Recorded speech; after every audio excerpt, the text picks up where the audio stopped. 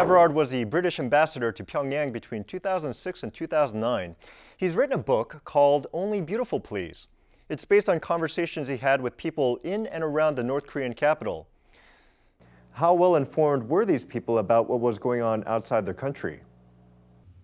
They knew that North Korea was poor and backward compared to everywhere else, certainly compared to China, and emphatically so compared to South Korea. Their visions of the rest of the world were a little bit skewed.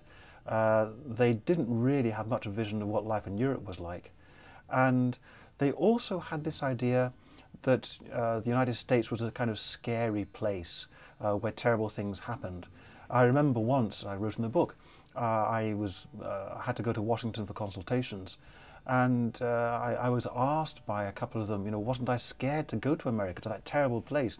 How do they know I was ever going to come back alive? Their understanding of the... You asked what their understanding was of the regime.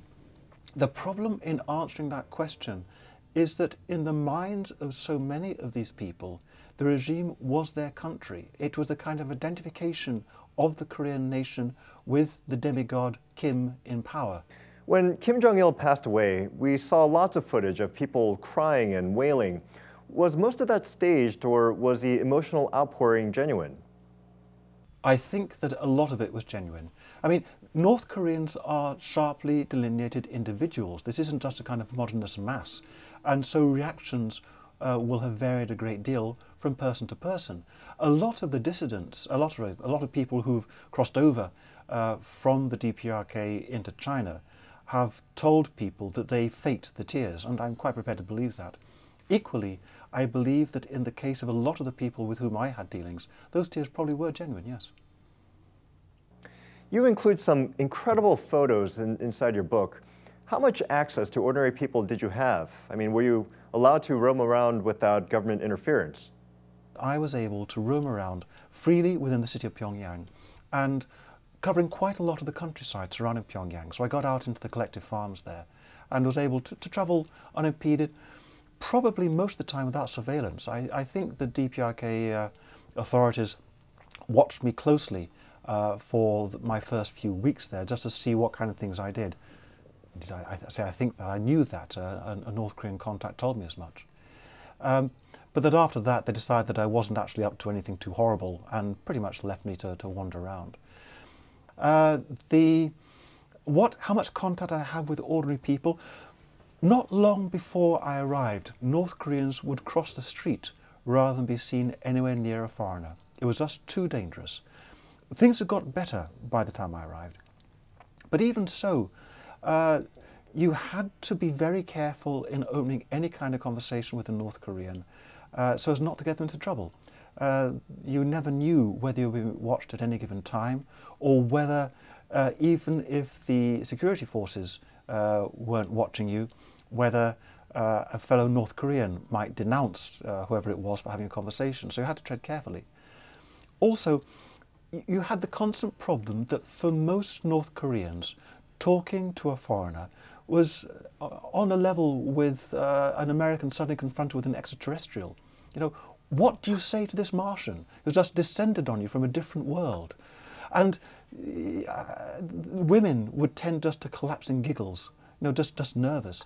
And men would stand and stare. And it was only after a while that you got to kind of first base, and that would lead into sort of reassuring platitudes like where you were from, could you use chopsticks, did you like the weather? And only if you got beyond that were you able to have substantive conversations. So one way or another, my ability to interact easily with North Koreans was just a little bit limited.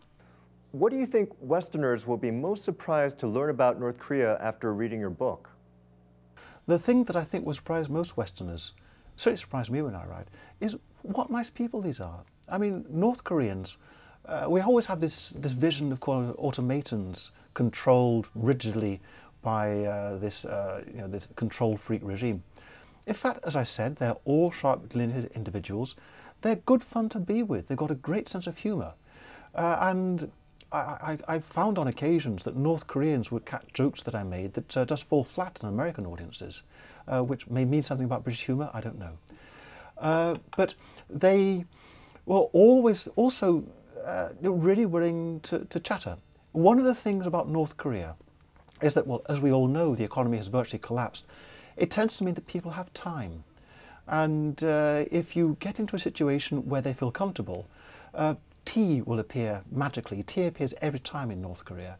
And you can sit there and just drink the tea and chatter. Great. Thank you, Ambassador. John Everard was British Ambassador to Pyongyang from 2006 to 2008. You can learn more about him on our experts page.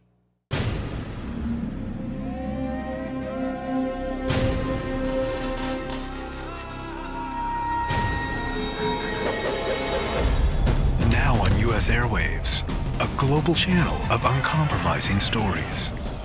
World news, documentaries, entertainment, and culture. Link TV, connecting you to the world. For more information, visit linktv.org.